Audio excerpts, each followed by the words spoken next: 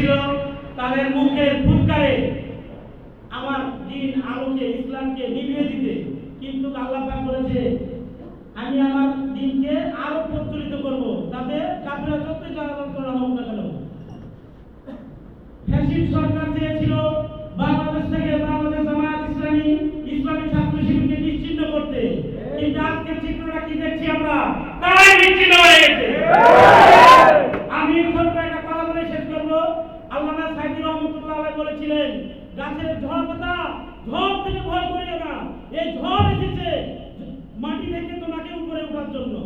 সুতরাং শান্তির জন্য, কল্যাণের জন্য, ইসলামের বার্তা নিয়ে এমন কোন ঘর থাকবে না যেখানে জামাত ইসলামী পৌঁছবে না।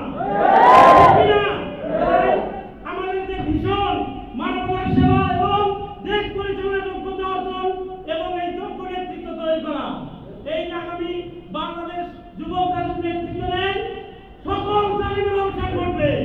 কারণ এক জালিম বিদায় হয়েছে, বিভিন্ন রূপে জালিম আত্মপ্রকাশ করতেছে। গতকাল আপনারা দেখেছেন জাতীয় পার্টির সাথে সাধারণ ছাত্রদের গণ্ডগোল। এই জাতীয় পার্টি এই যে রংপুর মহানগরের একজন মেয়র বলেছে যে আন্দোলনের মাধ্যমে আমরা যাদের মাধ্যমে আমরা বাংলাদেশ স্বাধীন পেলাম তাদেরকে নাকি রংপুরে ঢুকতে দিবে না। এই কথা কি মেনে নেওয়া যায়? এই তাদেরকে জালিমের